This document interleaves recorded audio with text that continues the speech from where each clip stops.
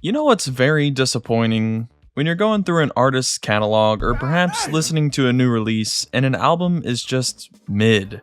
Albums that maybe have a few good or decent songs, but overall just aren't really that great, or sometimes albums that are flat out terrible. It can be a big letdown, especially if you have high hopes from an artist who has made some really great stuff. But on the bright side, sometimes these lackluster albums can have an absolute gem hidden amongst them. Today, I'm going to be talking about just that. Good songs from not so spectacular albums. Kicking things off, we've got an album from one of the most recognizable metal bands of all time. Fear of the Dark by Iron Maiden is one that I've seen ripped on a lot. I'd like to defend this album a bit and say it's not the worst Maiden has put out there. Sure, it's not their greatest, but Fear of the Dark gave us a few really good songs actually. The title track is an obvious highlight, but I debated between talking about Afraid to Shoot Strangers, Be Quick or Be Dead, Weekend Warrior, and From Here to Eternity. Ultimately, I've decided to talk about From Here to Eternity. This song is cool. Straight from the get-go, we got catchy riffage, and it keeps that up throughout the song. The instrumentation is catchy, the choruses are great with Bruce Dickinson's vocal work, and I love how it goes back to a softer sound before kicking into the solo. This song gets me pumped up every time, and it's a lot of fun to listen to. Fear of the Dark may have a handful of rather lacking songs, and overall it's not Maiden's most consistent or cohesive project, but it does also have some notable ones, and From Here to Eternity is definitely one of them.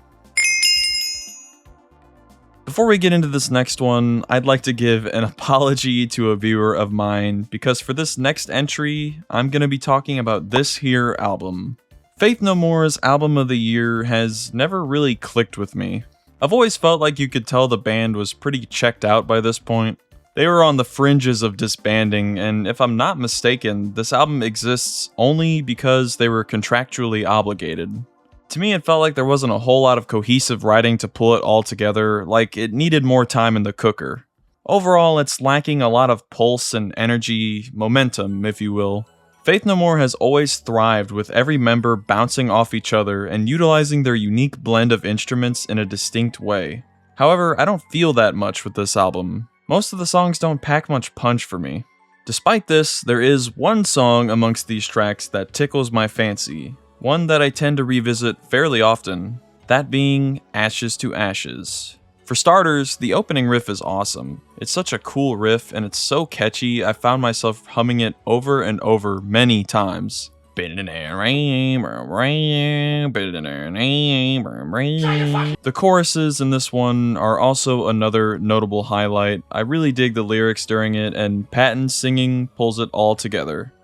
It's great as always. This song is simple, but it flows like butter, it's clean and polished, the bass work is soft but works well, and it even features a short but sweet solo. Album of the Year has a few good tracks, but for me, Ashes to Ashes is definitely a highlight of the album. It's not super innovative or wacky like we've seen from Faith No More in previous records, but like I said, it's well-rounded and it's a good listen. I really do like it. I think Album of the Year would have been a better album if they had more songs of this caliber on it. But I'm definitely glad we at least got this notable entry in their catalog. Next up, I wanted to talk about X's, the title track from Cigarettes After Sex's X's. I feel like X's, the album, was a bit of a decline from CAS's first two albums. Their self-titled and Cry are so great because they're collections of well-written, tender, and emotionally resonating tracks.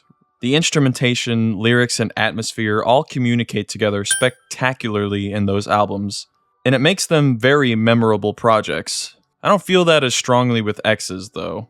It feels a bit too pop-ish for my personal taste and feels less deeply emotionally driven, if that makes sense. There's a few other tracks such as Baby Blue Movie and Hideaway, for example, that click with me more, but generally speaking, this album doesn't hit nearly as hard as their first two albums for me.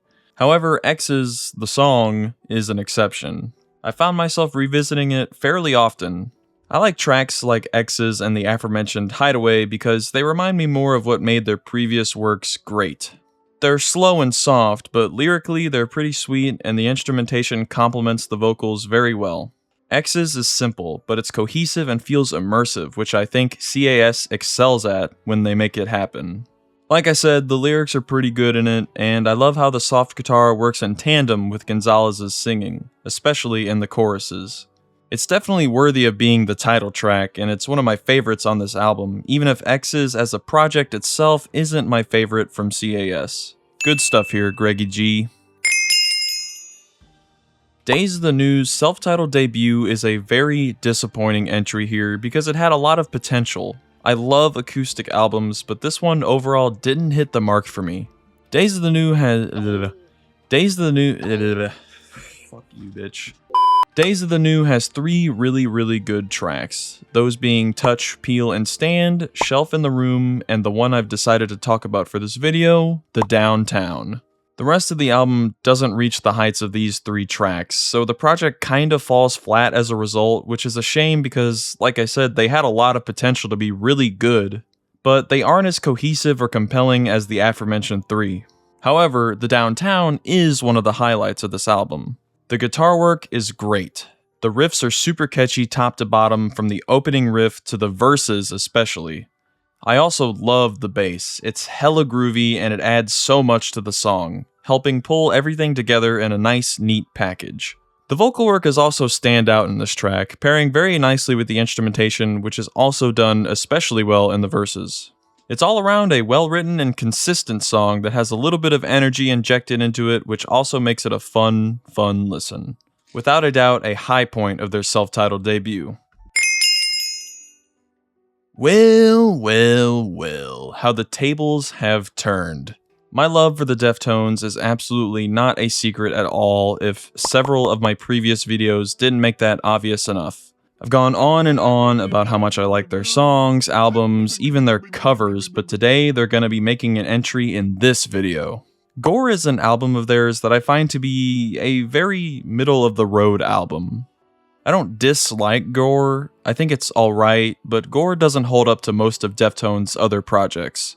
A lot of it isn't crazy memorable, and I don't tend to revisit it top to bottom very often. Like I said, middle of the road. Not bad, but not their greatest either. Thankfully though, Gore does have some highlights that I do find memorable and revisit fairly often. I'd like to give an honorable mention to Hearts and Wires and Acid Hologram, 2 songs from Gore I do fancy. But today I'm going to be focusing primarily on Phantom Bride. This song is cool. For starters, the Jerry Cantrell feature speaks for itself. It's awesome. An icon from one of my other favorite bands, Alice in Chains, featured in a Deftones song? Sign me up, bro. And Cantrell definitely delivered on this track. The riffs are great across the board, the choruses are fantastic with Chino's lyricism and deliveries. Pair that up with Abe's drumming, it's fire. Phantom Bride is one of the more cohesive and notable ones on Gore, one of the ones with the most overall sustenance. It's also one of the very few Deftones tracks to have a guitar solo. And who doesn't love a nice guitar solo? Especially this one, it fits the bill quite well. Thanks to these aspects, it's a staple on an otherwise rather lukewarm album. Ah yes, the Red Hot Chili Peppers. We all know the Chili Peppers, right? You know, Flea, the iconic bassist, and the, pedophile singer. But that's a whole different bag of worms. Today we're going to be talking about Aeroplane off their album One Hot Minute. Probably a generic pick here, but hey, it's a pretty solid song. To be completely candid though, I'm really not a big fan of the Chili Peppers in general, but even despite this album doesn't quite help their case. At all. Ladies and gentlemen, I kid you not, I still distinctly remember the very first time I tried to listen to this album. I was like, hey, you know, Aeroplane is pretty good, and I know this album gets a pretty bad rap, but maybe it's not so bad. Then I listened to the first track and was like, what the fuck? It was tough to get through, and even tougher to try and finish the rest of the album. Aeroplane, however, is pretty good. My favorite parts of this track are the bass lines and the choruses. And part of the reason the choruses are good is because of the bass. It's very good, and as much as I'd hate to give Anthony Kiedis a W, his singing in the choruses is good. Flea's bass work is pretty cool in the verses too. It's always nice to hear a bit of thumping and plucking, you know what I mean? But other than that, I really don't have much else to say about it. It's a bearable listen and an album I otherwise would rather not listen to. Rare W for the Chili Peppers, for better or for worse. Metallica, another classic. Another staple band in their respective genre, another absolutely iconic band with several iconic albums. However, I think a lot of us can agree that after the Black Album, we started to see a pretty notable decline. Load has some good songs, but overall it doesn't reach the heights as their early albums. It ain't the worst, but it certainly isn't the best either. Today I'd like to share some love to Bleeding Me. Bleeding Me is another one where it has a hell of an opening riff. I really like it, and it sets the stage for the song well. I really love when towards the end of the track it comes back to that opening riff, but with the distortion. It hits hard, and it really feels like the height of the build-up before subduing for the ending, which is satisfying. Bleeding Me has a good progression throughout, which helps it a lot. It's written and structured pretty well. Not Metallica's greatest necessarily, but definitely a highlight on Load, I'd say. It gets more amped up as it goes along, and Hetfield's vocals are another notable aspect of the track. It's one of, if not the song I revisit the most from this album. Overall, solid shit here. W for Load, W for Metallica. This next one may be a bit of a controversial pick for some. For me personally, Stone Temple Pilots' Tiny Music album never really stuck with me. I respect that they went in a different direction creatively, but most of these songs don't do it for me. I think besides a few solid songs, Tiny Music was a decline in almost every way. Maybe it's just not my cup of tea, but even then, I think it lacks the same creativity, cohesion, and oomph behind the tracks that we saw on their previous two albums that made them so good. However, one song I do like to revisit from this project every now and then is Trippin' on a Hole in a Paper Heart. Again, another generic answer here, but this song is pretty solid. It's snappy, it's catchy with Scott Weiland's vocals, it flows well with the instrumentation, it's fun to listen to, and in classic Robert DeLeo fashion, we have another notable bass line from him in this song, adding so much to bring everything all together. I think this song is one of the more consistent, enjoyable, and really memorable listens on the album. I don't find myself revisiting many others super often on this record, but Trippin' on a Hole in a Paper Heart is an exception, making it a highlight for me on an otherwise rather lackluster project from STP. Welcome back, Ugly Kid Joe.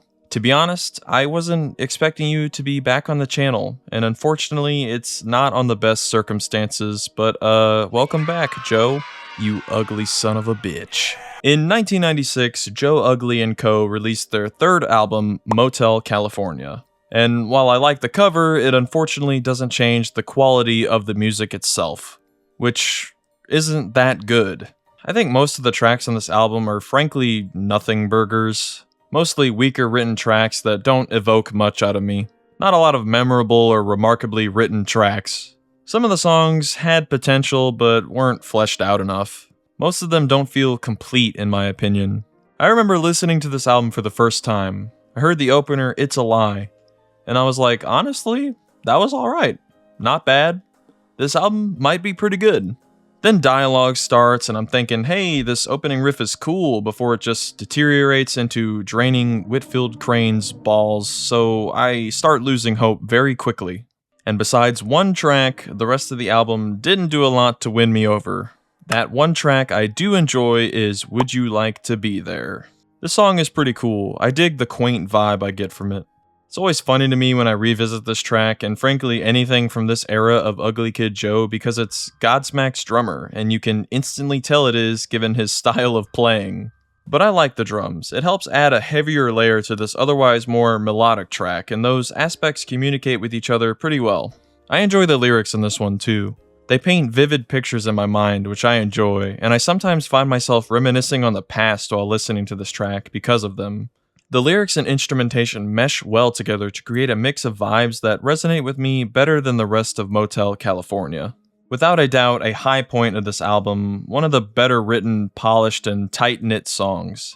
I feel like if the remainder of Motel California was more akin to Would You Like to Be There, it would have been a more solid project. But alas, at least we do have this song to fall back on. That's about all I've got today, ladies and gentlemen. What are some of your picks for good songs on Lackluster albums? As always, feel free to let me know. But until next time, take care.